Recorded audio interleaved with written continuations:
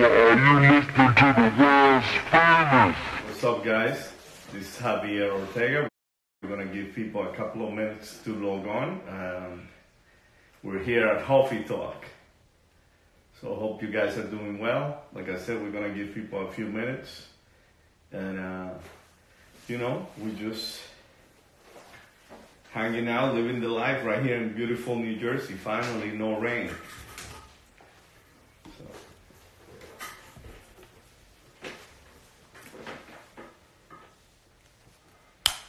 Sound off in the comments where you guys are watching from.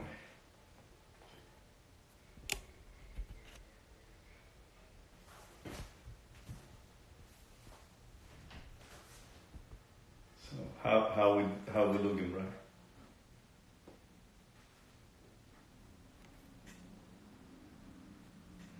So again, thank you. First and foremost, I want to thank Huffy Talk, thank Frank Downstar for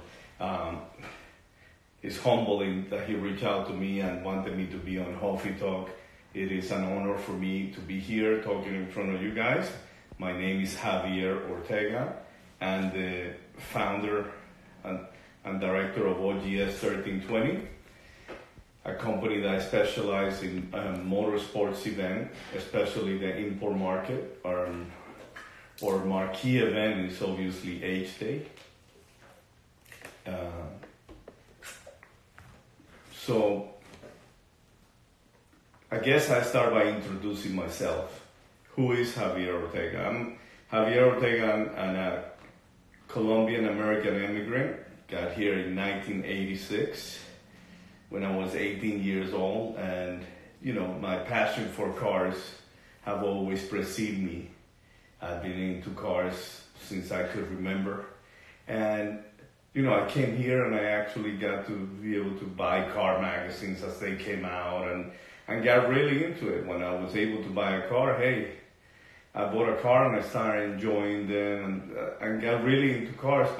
But before I could own a car, there was a movement. There was the street races were going on, and I couldn't afford cars. So guess what? What I used to do was I used to take the bus to the street races and hope to catch a ride on the way back. So, as I made more money, I used to take a cab and stuff like that, but I really wanted to be part of the car scene. As I made more money, then I bought a car and I went to the street races, and I got to meet more people that were interested in the same things that I was interested on. And what was your first car? What was my first car? At that time, I think it was an 84 Celica GTS. That was my first car. Right after that, my next car was an 88 CRX. And from there, the love affair began with more Hondas. More Hondas than I can remember, but yeah, I had a lot of fun with that 84 Celica GTS, my first rear-wheel drive car, 22 RE, headers, exhaust, all types of things, tires, suspension, everything. So I had fun with it. It was fun, but I wasn't too into rear-wheel drive. So once the CRX came into the picture, I really enjoyed it. And at that time, they used to road race CRXs and stuff like that. So it was really awesome to have a really nimble car that handled well and that I could enjoy, So then I got the idea of, wow, wouldn't this be great to see all these people that hang out at the street races? Wouldn't it be great to see them at the track? And I didn't really get the idea of I could make money out of this. No, I just wanted to see it in an organized way, because it used to get really dangerous and crashes and people drinking and stuff like that. So I really didn't think of it as a business. I just thought of it as being able to see something that I greatly enjoy in a peaceful place, that being a controlled environment, the track. So at that time, there was no it was such a long time ago that there was no web pages, no internet, nothing like that. You had to like look up the number on the phone book and find some sort of way to find the contact number. And I found the contact number for Englishtown through a magazine. And I call and I say, oh, can I speak to the owner?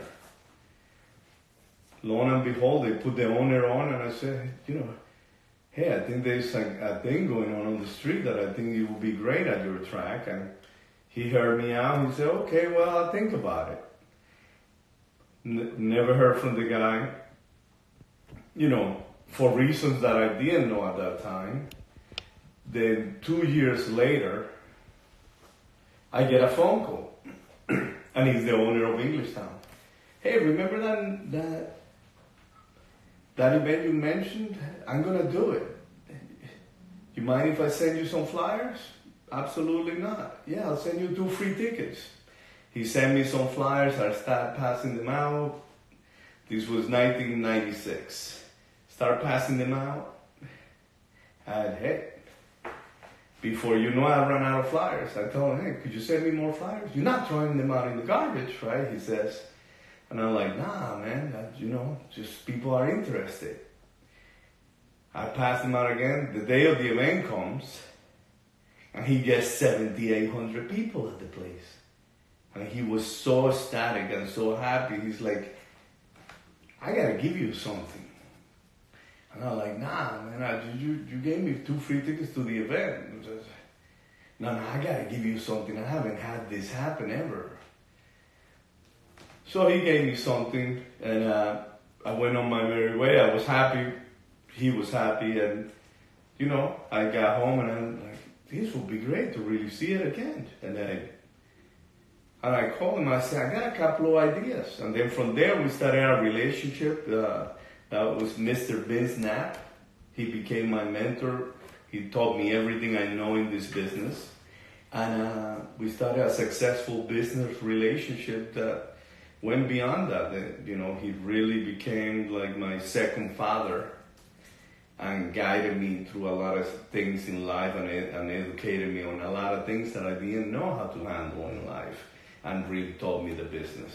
So that's how Javier Ortega started in the motorsports business. Somebody said, what was the name of that first event? Actually, the name of that first event was SummerSlam. It was the Import and Lowrider SummerSlam. I think I might have a flyer or a t-shirt from it. That's Pet says, what was the hardest part of coming up in the scene and your business? The hardest part, when and I hate to sound cliche, really nothing was very hard. When you really love something, or when you really want something in life, challenges become meaningless. Meaningless things that, they just come in front of you, and if you have your heart set on it or your mind set on it, you just find a way and get through them. But I think the hardest part to get used to in this scene or this business was not, the fact that you have to realize that no matter how hard you work, when you're holding an outdoor event, the possibility of inclement weather is there, that the sun won't come out, rain, whatever, and you could lose everything, not just money, but the time, the effort that you put in and all that. Getting used to that, getting accustomed to that, or to be able to live with that was a process, and I know it's been a process for many people. It is a tough thing, but you know what? While it took me a very long time, now I live life in a way to focus on the things that you could change and accept the things that you can change, and nobody can change Mother Nature. That's what we have to deal with, and that's what it is. So we focus on, hey, we couldn't make this happen, but we're going to be able to make this happen. And we keep it moving forward. How did you start Honda Day, now H Day? How did I start Honda Day? Honda Day started, the main reason was my love of Hondas, right? That's the main reason. But when you love something, then those people around you tend to love it. So a lot of my friends were into Hondas. They grew up with Hondas. They love Hondas. So it's like, damn, it'd be so great to have an event that is just Hondas and Acuras.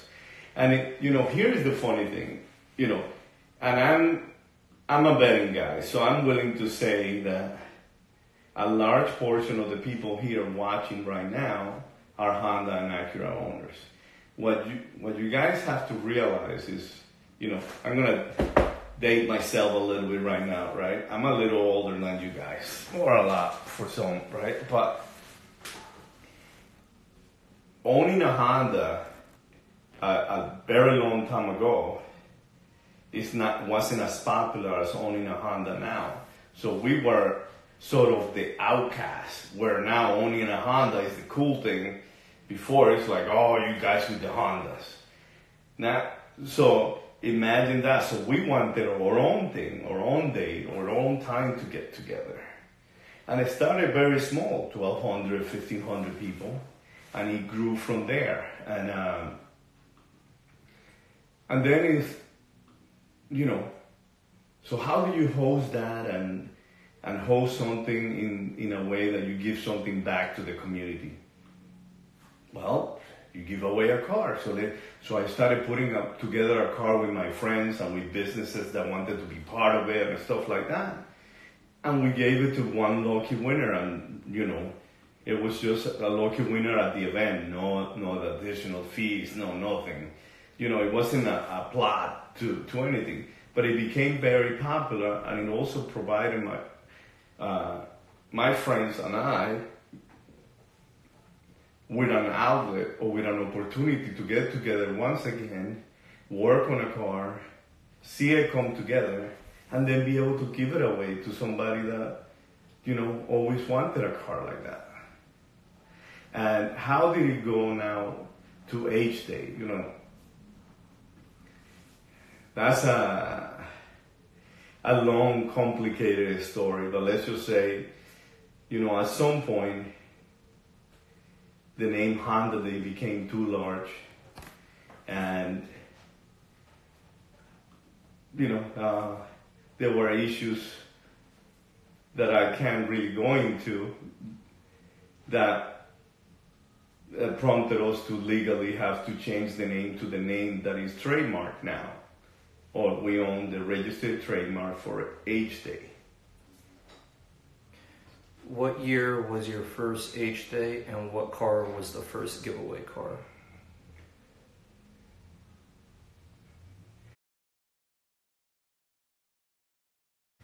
The third,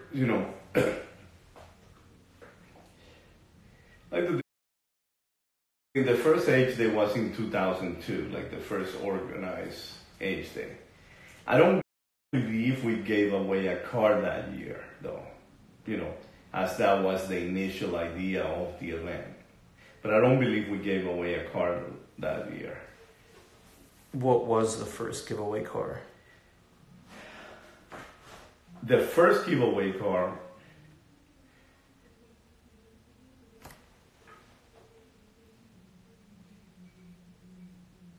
it was an EG. It was a blue EG that I went all the way to Pennsylvania to pick up for like $600. And I tell you, it was an experience, because the car almost didn't even make it all the way to the track because he had a blown head gasket. But I remember my friend Dave took me to a guy, introduced me to a guy that is probably not in business anymore because he was old at that time. and the guy did the body work and all that. So we gave away a pretty nice car at that time, I remember. And he had sport mounts at that time.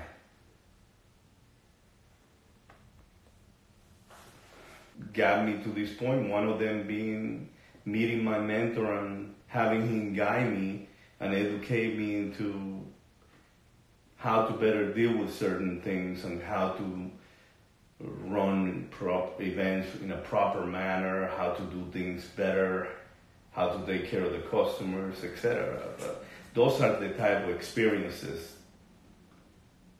that made me who I am today. Which was your favorite giveaway car? Wow, that's a tough question, believe it or not, because there have been many great giveaway cars, and I think obviously one of my favorites is the last giveaway car, which is the yellow EG, which was my car. Another great giveaway car, we made a DC5 art style car. That was an awesome car.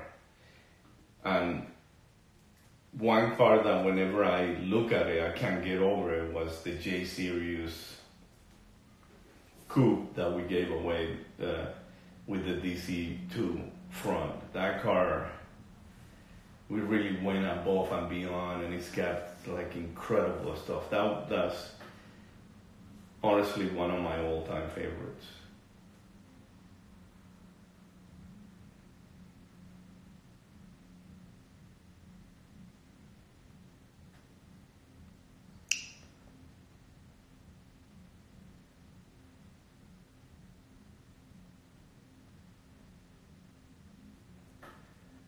So many people on here want to know your opinion with Englishtown.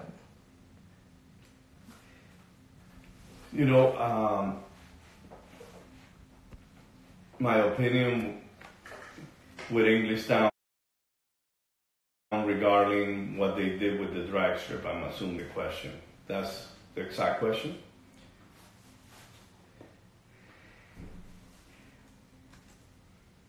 I think the easiest way to summarize that is, you know, really you can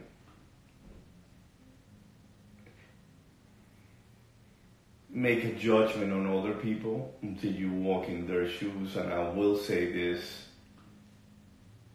you know, desperate people do desperate things, right? And you know, while we could sit here, oh, I would have done this, or I would have done that, or I would have done that. I myself don't own the facility, right? So I don't know what I would have done given the situation. But I do know that I love the place and I love the sport of drag racing and I love what I do, so I doubt that would have been my choice. But I'm not them, you know what I mean? I'm not them, and I don't have ownership of the place, so I can't dictate what goes on or what doesn't. You know, it was definitely a tough thing for me. It took a toll on me personally, mentally. And I will go as far as saying, you know, for those of you that don't know, I spent 3 months in the hospital almost dying to come out of that and then get this mental blow, you know, thrown on you. And hey, by the way, we don't drag race anymore. That was shocking. And I felt like, you know, like I felt like something was ripped out of me, right? And it didn't feel good. It didn't feel good at all. It felt like something was taken away, right? But if I take the words of great people that are around me, they have always told me, things happen for a reason. And my friend's father said, things happen for a good reason. And I will tell you something. It's definitely a shitty thing that happened for all of us. But now I look at it as a blessing because it has allowed me to start looking at life, at the sport in a different way, at my business in a different way. It has allowed me to get more creative and look at other possible venues and possible stuff. Yeah, it sucks being a local guy and wanting to test your car and not having a place to do it within 15 to 20 minutes. But like I said, we can't control what other people do, and that's on every facet of life. We could only control ourselves and how we move forward. What advice can you give someone wanting to start their own business?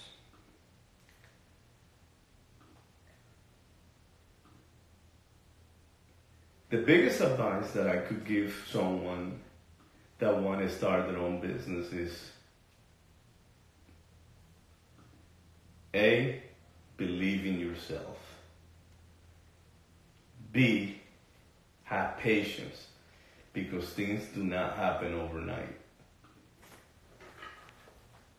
You know, and the last but not least, don't get into a business just based on, oh, I'm gonna do that because it makes money. If you don't like it, don't do it. Because making money is the easy part. But waking up and hating your life every day because you hate what you do, trust me, it's not worth any type of money that you could make. You gotta love what you do. If you don't love it, it'll make your life miserable. And if it makes your life miserable, it'll make the life of those around you miserable.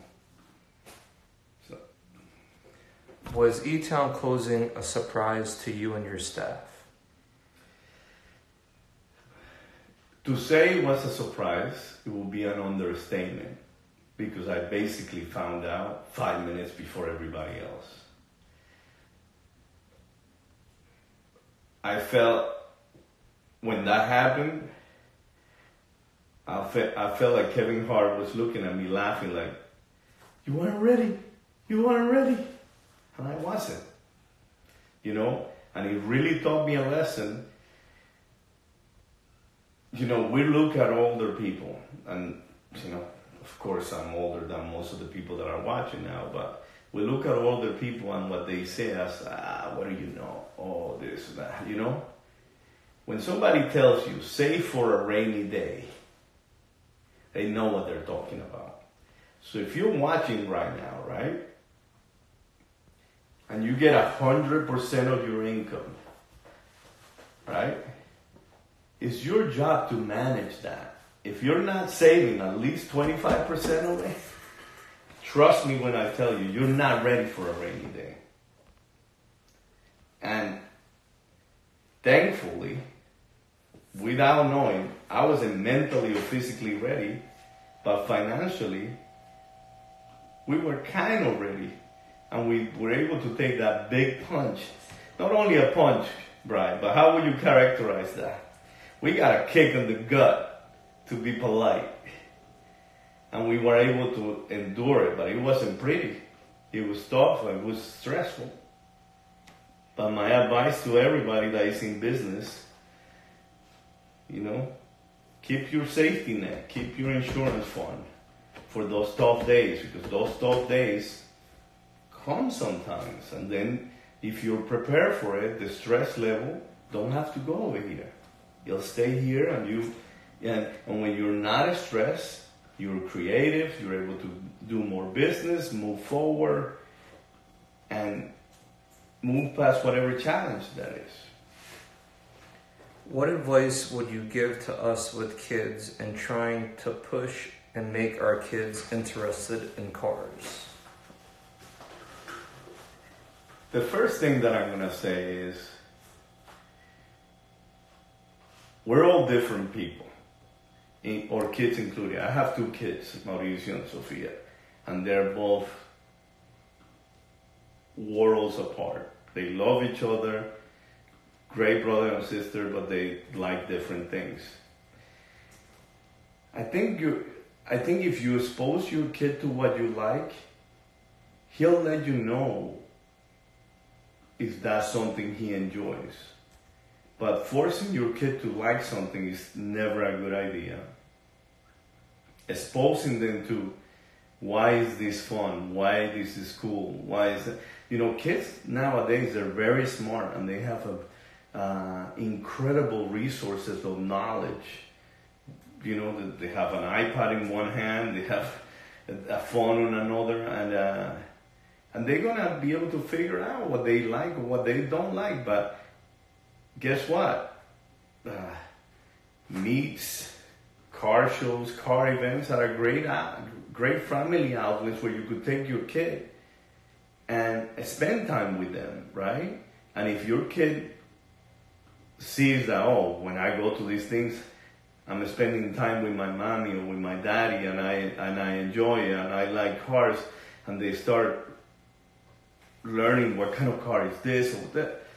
I think it will be just a matter of time before you get surprised and your kid starts telling you stuff that you don't know about a certain car that is coming out.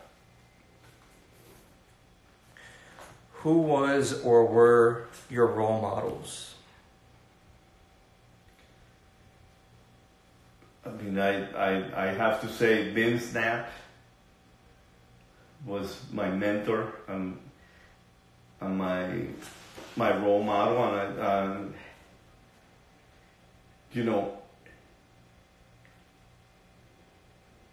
he was an incredibly hardworking person, right? And I think that's where I got my work ethic from. Like, when you want something and you want it hard enough, you can't let off. There's no being tired. There's not, I'm hungry. There's no, I don't feel like it. There's not, I'm mad about it and I'm not gonna do it. No, you're gonna do it because you want to see it come through, because you want to succeed. There's no like looking at dollar signs inside your head. That doesn't work. You gotta visualize the goal, want it, and go for it. What is your opinion on all these rumors that other companies are going to be buying Englishtown and opening up the drag strip again, like Jegs or private race teams? Many people are asking this. Many people are asking that. I would say this. I have no knowledge of that. What I do have knowledge of, I will tell you that the price tag will be pretty high, although not high for a person like Bruton Smith or a company of that caliber, right? Where they're buying $100 million tracks and stuff like that. Can somebody do it? There's plenty of people with money. Is it the right scenario? Is it an appealing business model? Or does the track have a business deal already with a company? As far as I understand, the track has a deal with a company for the land. So I don't see how legally you could have 2 deals going at the same time. So the internet is full of fake news. Is that the truth? I don't, I don't own the place. I don't, I'm privileged to the things that are communicated to me towards the business that we still do together, but nothing beyond that, to be honest.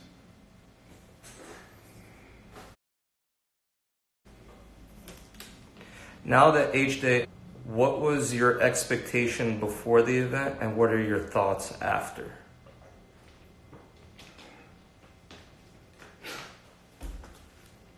Well, let's say this. The way I look at events is I visualize events the way I want to see them come through. So I knew a couple of things. MIR has always been a world-class facility. They love their track. They work hard at their track. They prep the hell out of their track. So I knew I was going to a top-notch facility.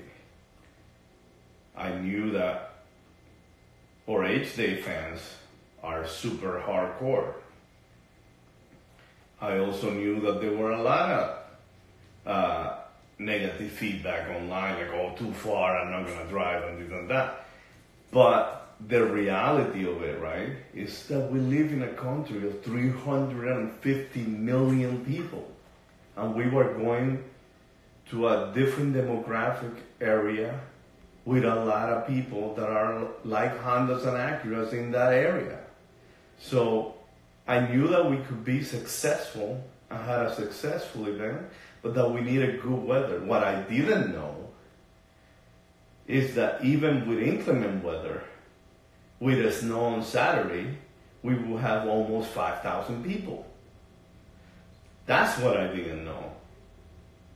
So the only thing I could say is I'm thankful, and I love our fans. I hope that they know how much I love them by how hard we go at the events and how much we put into the events.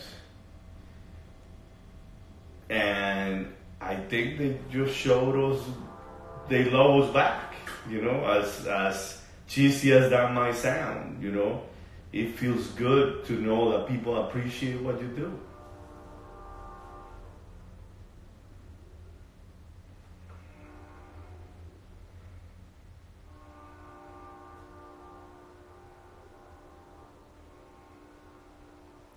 Where do you want to see the scene go? What do you want to see that you don't see anymore?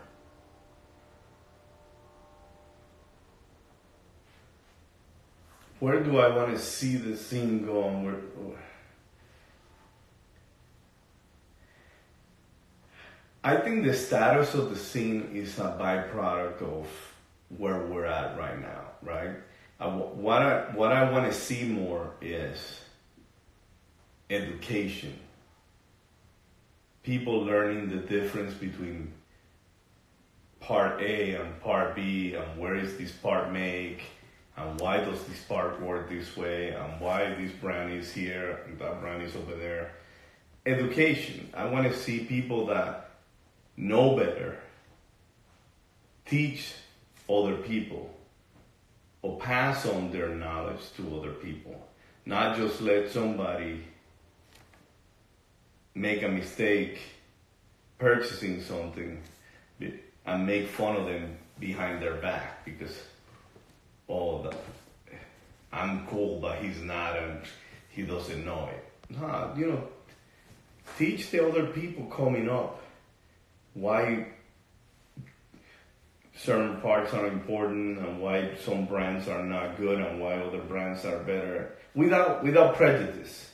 Don't say a brand is not good just because you don't like the person who owns it. No, a product is good regardless of who owns the company. But we need to be able to share our knowledge as we share our passion for cars and stuff like that.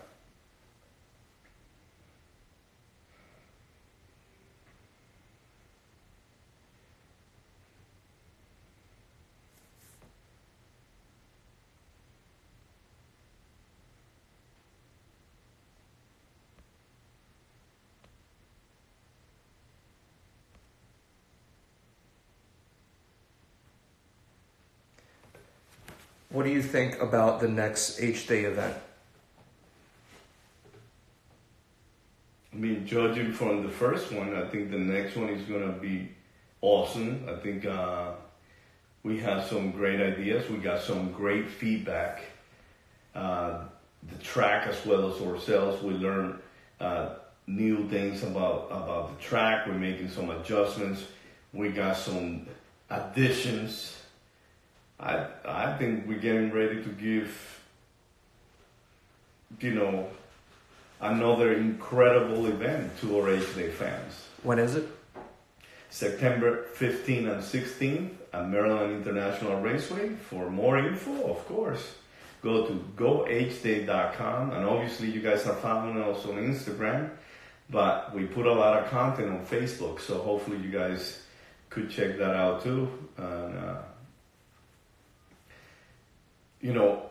again, I can't thank Huffy Talk enough for having me here speaking to you guys, and hopefully this gives you some insight about who Javier Ortega is, because there's a lot of misconceptions. There's a lot of people that know that I'm just a regular guy, I'm just a nice guy, but there's a lot of misconceptions of people making rumors and stuff like that, and I have heard people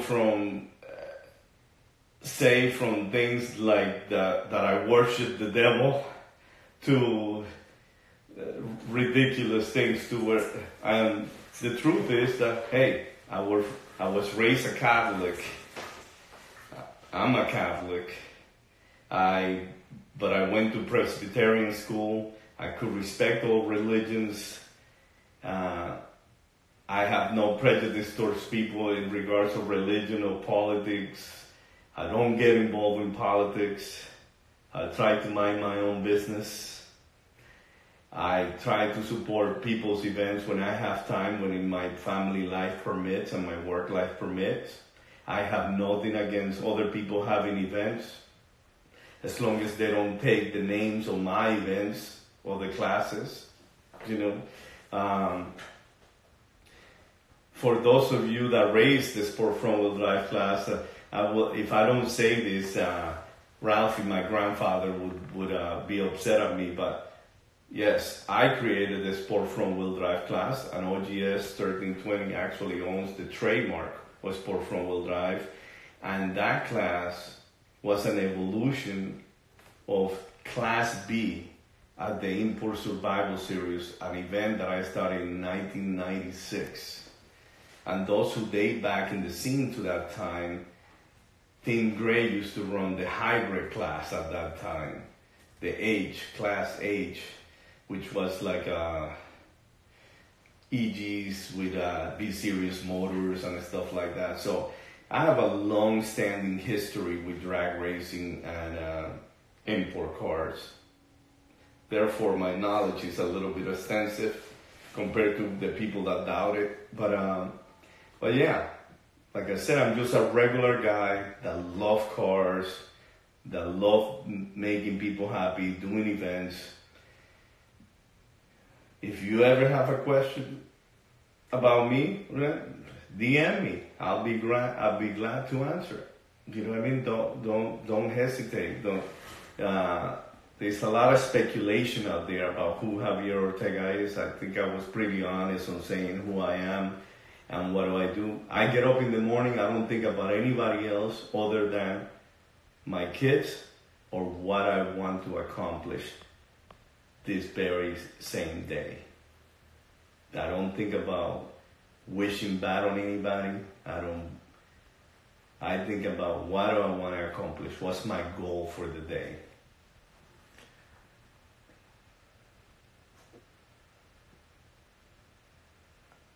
Let's talk all-wheel drive class. That's a great topic. If you guys watch the H-Day videos, I've been saying it all along, soon enough you will see a Honda all-wheel drive class. Why? Because the evolution of those cars will require a class for them. And I'm going to tell you something. Yes, all these, I'm so excited about all these all-wheel drive projects, but you could even ask Steve CLN that I had an all-wheel drive project going maybe 5 years ago. Unfortunately, it never materialized, but I love the concept of Honda all-wheel drive. And guess what? I own one now. The GOAT is back there. It drove 6,000 miles. 3,000 miles in 48 hours. I mean, it's a Honda. Not 48 hours. Yes, I did. I got to California in 48 hours. Straight. So, how soon can the fans expect to see an all-wheel drive class? As soon as we got eight cars that could enter competition, that we'll have a class. I think we have more than 8 people asking for you to talk about the all-motor class, its current state and how it's evolved. You know, that's a topic very dear to my heart. You know, the all-motor class have come a long way, and I give credit to the people that have stuck with it for the longest, you know. So, and I will also give credit to the people that have been a team player to get the numbers up, you know. And, you know, there's a lot of other people building cars for the all-motor class. So the all-motor class went through peaks and valleys. And I think we have a very good set of rules. I think we have some new competitors that are definitely more than worth watching. I believe that we will have over 16 cars in September 15th and 16th at the H-Day Fall event. And I'm very happy and excited with that class. I think the future of the class is bright. At some point it was very scary to see the class dwindling. But you know, thanks to companies like Ford Piston, K-Tune, thanks to the other engine builders that are supporting cars out there, and thanks to tuners, you know, there is more cars being built, you know, and more competitors that are gonna come out. And the great thing about it is now they got good trannies that are quote unquote affordable, and they have combinations that they could buy at an affordable price. So hopefully I answered the question. Somebody here mentioned DRT. You didn't mention that as that was part of your career path in motorsports. You want to talk about that? Yeah, of course. DRT wasn't part of my event. That's why I didn't mention it, but yes. DRT was a shop that I opened with Rafael Estives back in 1998. And you know, we have fun. We have fun with that shop. We built the East Coast fastest Honda at that time.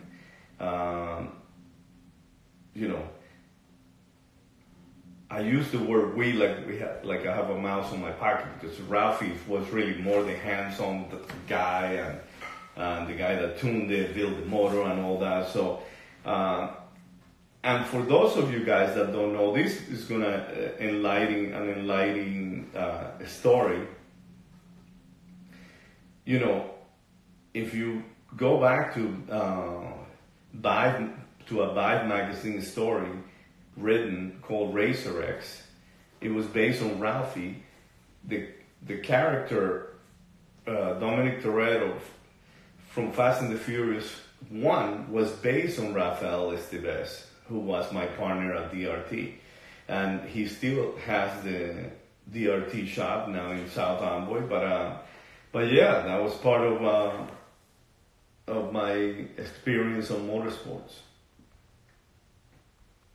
Talk about that a little bit, about Fast and Furious and your involvement with the story behind the script of the original Fast and Furious. You know, when I got into this, like I said, when I bought a car, when I bought my Honda, then I had, you know, I wanted to hang out with other Honda people. So I was going to Queens College, and after I would get out of class, I would go and hang out in an area at a store called Eastern Autosports. right on the side of the LIE. And there I met a guy,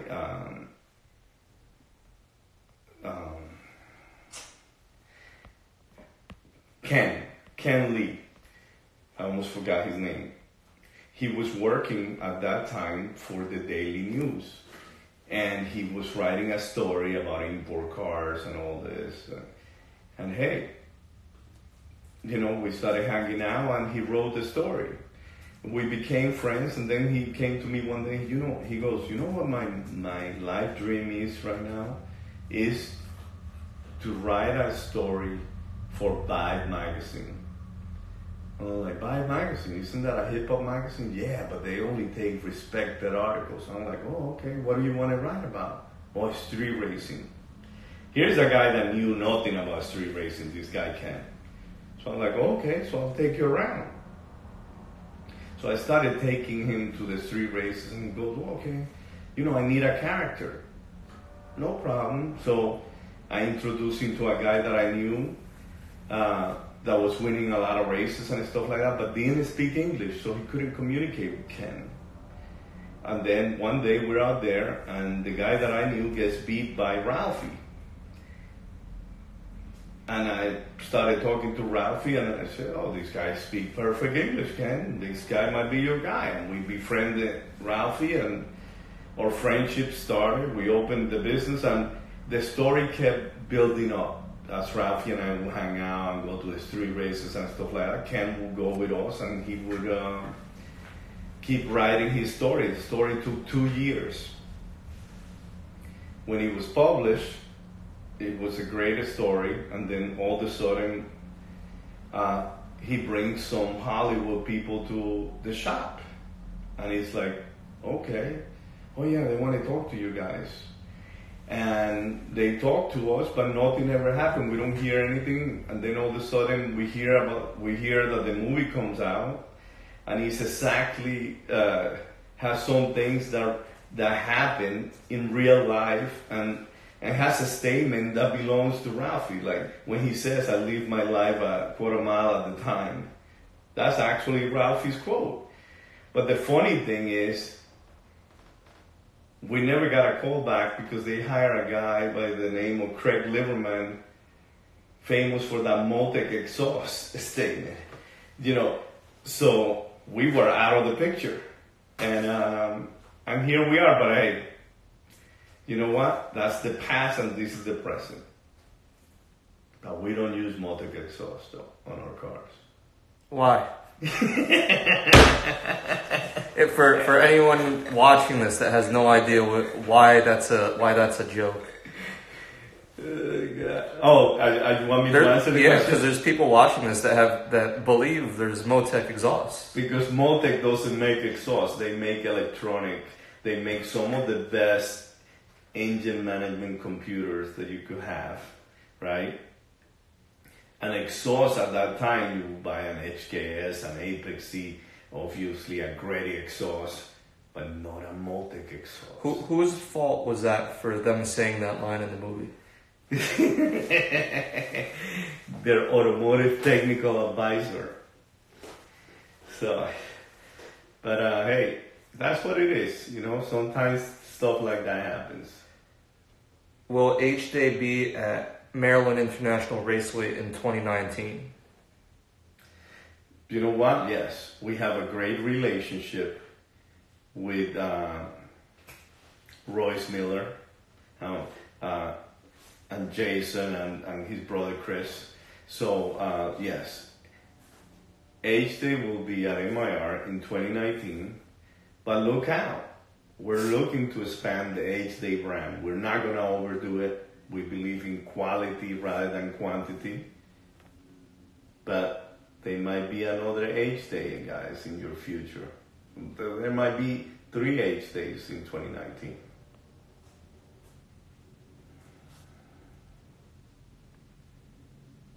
We've got 8 minutes left, guys. So if you got questions, we got 8 minutes left.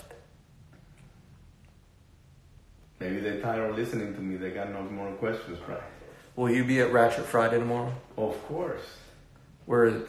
Tell for people watching. So Rancho Friday is a great event. It's going to happen at a Raceway Park, complete new layout, and we definitely going all out and we got crazy sound coming tomorrow. We're going to deliver an incredible experience, and yes, I agree. There is no drag racing, but guess what?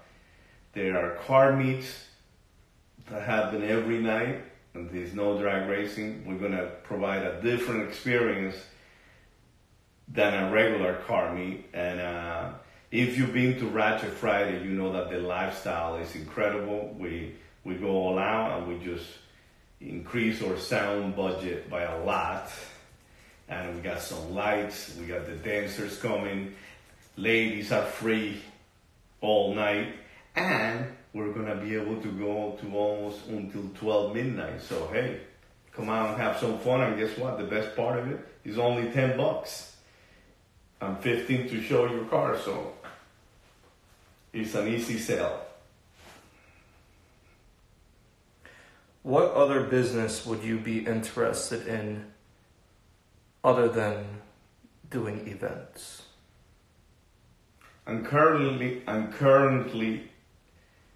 looking into buying a general auto repair shop with a gas station. I'm interested on getting into that type of auto repair business, and something, not a small place, more of a larger scale place, not a performance place, but a service place that service everyday type of cars for people and stuff like that. That's what I'm looking into. Will H-Day ever go away? Not if I could help it.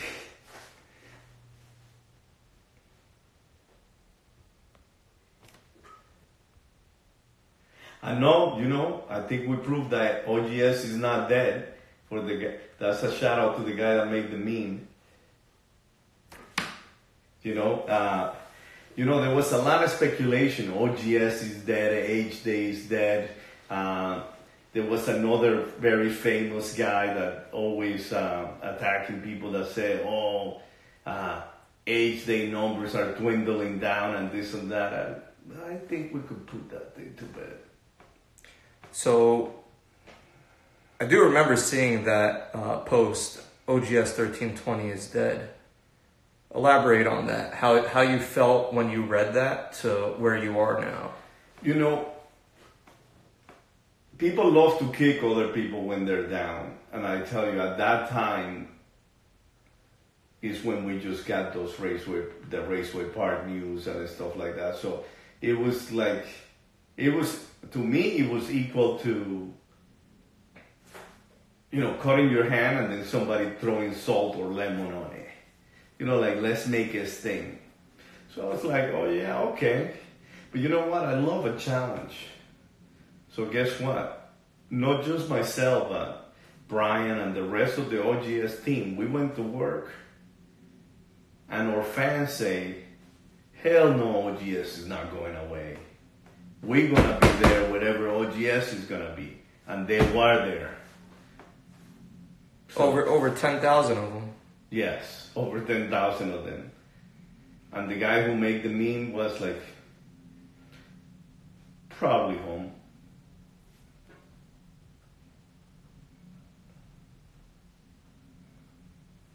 All right, we got 4 minutes left.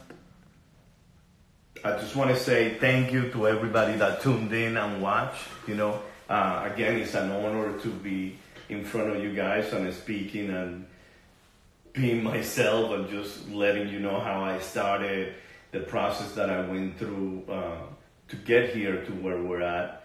I couldn't have done this without the support of my family, my friends, the other people that are around me that are into cars, and everybody else. And if I have to say, one of the key to life is communication. Don't assume that people should know how you feel about something. You have to communicate to other people how you feel about something. Because if you get upset and you just keep it to yourself, there's no way to solve a problem. But if you communicate about it. You're able to solve the problem and move forward in a positive manner. Who would you like to see on Huffy Talk this season? Who would I like to see on Huffy Talk this season? You know what? There's so many people, but listening to him on the 8th Day After movie, my grandfather, Rafael Esteves, that would be a good person to listen to him talk, because that's a guy that got a lot of history. But let's say from the West Coast, a great guy to have would be Stefan Papadakis or Frank from Battle of the Imports. Guys that are going to talk about when things started, because I think that Huffy Talk has the potential to be the medium to educate the new generations of Honda enthusiasts or import car enthusiasts into how did we get to this point.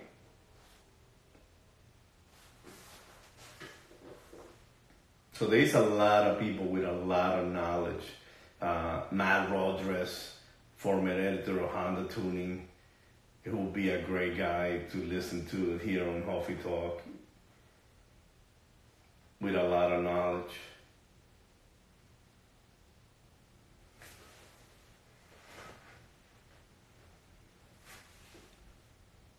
Any last words? We got 1 minute left.